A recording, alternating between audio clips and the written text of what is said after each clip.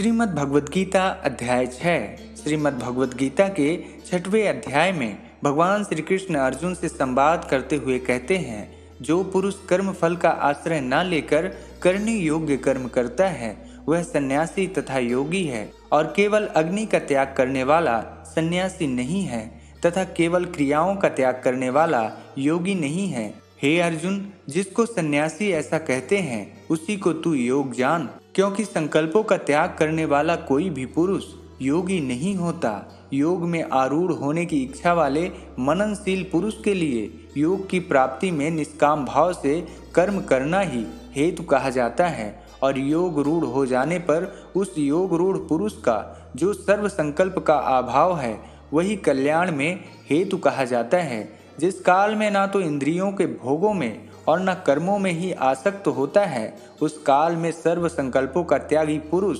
योग रूढ़ कहा जाता है। अपने द्वारा अपना संसार समुद्र से उद्धार करे और अपने को अधोगति में न डाले, क्योंकि यह मनुष्य आप ही तो अपना मित्र है और आप ही अपना शत्रु है। जिस जीवात्मा द्वारा मन और इंद्रियों सहित शरीर जीता हुआ है उस जीवात्मा का तो वह आप ही मित्र है, और उसके द्वारा मन तथा इंद्रियों सहित शरीर नहीं जीता गया है उसके लिए वह आप ही शत्रु के सदृश शत्रुता में वर्तता है। सर्दी गर्मी और सुख दुख आदि में तथा मान और अपमान में जिसके अंतःकरण की वृत्तियाँ भली भांति शांत हैं, ऐसे स्वाधीन आत्मा वाले पुरुष के ज्ञान में सच्चिदानंद घन परमात्मा सम्यक प्रकार से स्थित है, अर्थात उसके ज्ञान में परमात्मा के सिवा और कुछ भी नहीं है। जिसका अंतःकरण ज्ञान विज्ञान से तृप्त है, जिसकी स्थिति विकार रहित है, जिसकी इंद्रियां भली भांति जीती हुई हैं, जिसके लिए मिट्टी पत्थर और सुवर्ण समान है,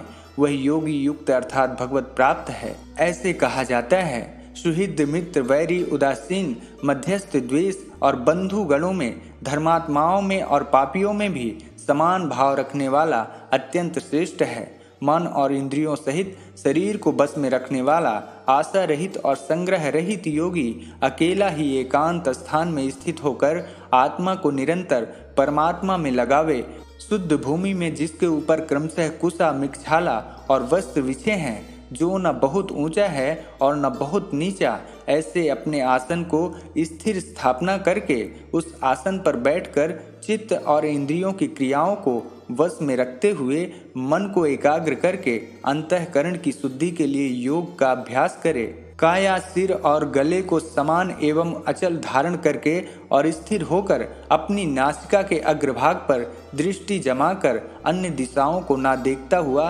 ब्रह्मचारी व्रत में स्थित भय रहित तथा भली भांति शांत अंतःकरण वाला सावधान योगी मन को रोककर मुझ में चित्त वाला और मेरे परायण होकर स्थित होवे। बस में किए हुए मन वाला योगी इस प्रकार आत्मा को निरंतर मुझ परमेश्वर के स्वरूप में लगाता हुआ मुझ में रहने वाली परमानंद की पराकाष्ठा रूप शांति प्राप्त होता है। हे अर्जुन, यह योग न तो बहुत खाने वाले का, न बिल्कुल खाने वाले का, न बहुत शयन करने के स्वभाव वाले का और न सदा जागने वाले का ही सिद्ध होता है। दुखों का नाश करने वाला योग तो यथा योग्य आहार विहार करने वाले का, कर्मों में यथा योग्य चेष्टा करने वाले का और यथा योग्य सोने तथा जागने वाले का ही सिद्ध होता है। अत्यंत वश में किया हुआ चित्त जिस काल में परमात्मा में ही भली भांति स्थित हो जाता है, उस काल में संपूर्ण भोगों से अभिलाषा रहित पुरुष योग युक्त है। ऐसा कहा जाता है, जिस प्रकार वायु सहित स्थान में स्थित दीपक चलायमान नहीं होता है, वैसे ही उपमा परमात्मा के ध्यान में लगे हुए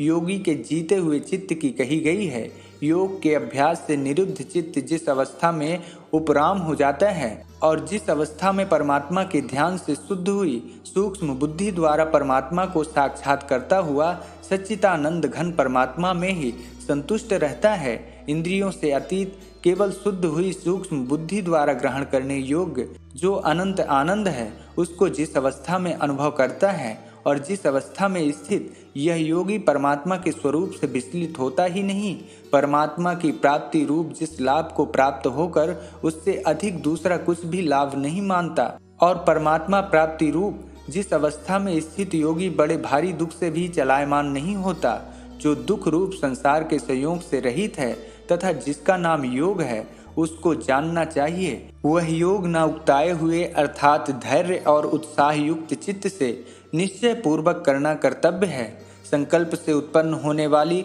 संपूर्ण कामनाओं को निःशेष रूप से त्याग कर और मन के द्वारा इंद्रियों के समुदाय को सभी ओर से भली भांति रोककर क्रम क्रम से अभ्यास करता हुआ उपरति को प्राप्त हो तथा धैर्य युक्त बुद्धि के द्वारा मन को परमात्मा में स्थित करके परमात्मा के सिवा और कुछ भी चिंतन ना करे। यह स्थिर ना रहने वाला और अचल मन जिस जिस शब्द आदि विषय के निमित्त से संसार में विचरता है उस विषय से रोककर यानी हटाकर इसे बार बार परमात्मा में ही निरुद्ध करें। क्योंकि जिसका मन भली प्रकार शांत है, जो पाप से रहित है और जिसका रजोगुण शांत हो गया है, ऐसे इस सच्चिदानंद घन ब्रह्म के साथ एक ही भाव हुए योगी को उत्तम आनंद प्राप्त होता है। वह पाप रहित योगी इस प्रकार निरंतर आत्मा को परमात्मा में लगाता हुआ सुखपूर्वक पर ब्रह्म परमात्मा की प्राप्ति रूप अनंत आनंद का अनुभव करता है। सर्वव्यापी अनंत चेतन में एक ही भाव से स्थित रूप योग से युक्त आत्मा वाला तथा सब में संभाव से देखने वाला योगी आत्मा को संपूर्ण भूतों में स्थित और संपूर्ण भूतों को आत्मा में कल्पित देखता है। जो पुरुष संपूर्ण भूतों में सबके आत्मरूप मुझ वासुदेव को ही व्यापक देखता है और संपूर्ण भूतों को मुझ वासुदेव के अंतर्गत देखता है, उसके लिए मैं अदृश्य नहीं होता और वह मेरे लिए अदृश्य नहीं होता। जो पुरुष एक ही भाव में स्थित होकर संपूर्ण गुणों में आत्म रूप से स्थित मुझ सच्चिदानंद घन वासुदेव को भजता है, वह योगी सब प्रकार से बरतता हुआ भी मुझ में ही बरतता है। हे अर्जुन, जो योगी अपनी भांति संपूर्ण भूतों में सम देखता है और सुख अथवा दुख को भी सब में सम देखता है, वह योगी परम श्रेष्ठ माना जाता है। भगवान के इन वचनों को सुनने के पश्चात अर्जुन बोले, हे मधुसूदन, जो यह योग आपने संभाव से कहा है, मन के चंचल होने से मैं इसकी नित्य स्थिति को नहीं देखता हूँ। क्योंकि हे कृष्ण, यह मन बड़ा चंचल प्रमथन स्वभाव वाला, बड़ा दृढ़ और बलवान है, इसलिए उसको बस में करना मैं वायु को रोकने की भांति अत्यंत दुष्कर मानता हूँ। तब अर्जुन को समझाते हुए श्री भगवान बोले, हे महाबाहो, निसंदेह मन चंचल और कठिनता से बस में होने वाला है, परंतु हे कुंती पुत्र अर्जुन, यह अभ्यास और वैराग्य से बस में होता है। जिसका मन वश में किया हुआ नहीं है, ऐसे पुरुष द्वारा योग दुष्प्रय है और वश में किए हुए मन वाले प्रयत्नशील पुरुष द्वारा साधन से उसको प्राप्त होना सहज है। यह मेरा मत है। अर्जुन बोले, हे कृष्ण, जो योग में श्रद्धा रखने वाले हैं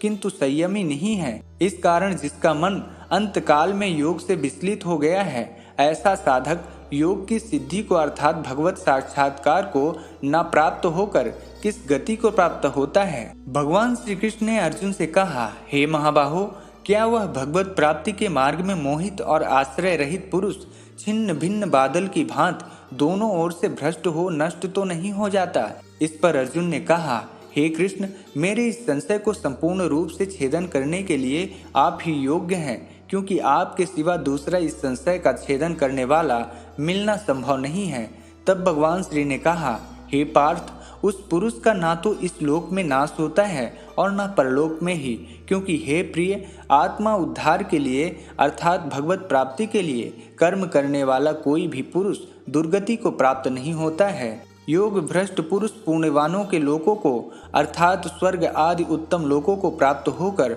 उनमें बहुत वर्षों तक निवास करके फिर शुद्ध आचरण वाले श्रीमान पुरुषों के घर में जन्म लेता है, अथवा वैराग्यवान पुरुष उन लोकों में न जाकर ज्ञानवान योगियों के ही कुल में जन्म लेता है। परंतु इस प्रकार का जो यह जन्म है सो संसार में निःसंदेह अत्यंत दुर्लभ है। वहाँ उस पहले शरीर में संग्रह किए हुए बुद्धि संयोग को अर्थात संबुद्धि रूप योग के संस्कारों को अनायास ही प्राप्त हो जाता है। और हे कुरुनंदन, उसके प्रभाव से वह फिर परमात्मा की प्राप्ति रूप सिद्धि के लिए पहले से भी बढ़कर प्रयत्न करता है। वह श्रीमानों के घर में जन्म लेने वाला योग भ्रष्ट पराधीन हुआ भी उस पहले के अभ्यास से ही निःसंदेह भगवान की ओर आकर्षित किया जाता है, तथा संबुद्धि रूप योग का जिज्ञासु भी वेद में कहे हुए सकाम कर्मों के फल को उल्लंघन कर जाता है। किंतु प्रयत्न पूर्वक अभ्यास करने वाला योगी तो पिछले अनेक जन्मों के संस्कार बल से इसी जन्म में सिद्ध होकर संपूर्ण पापों से रहित हो फिर तत्काल ही परम गति को प्राप्त हो जाता है। योगी तपस्वियों से भी श्रेष्ठ है,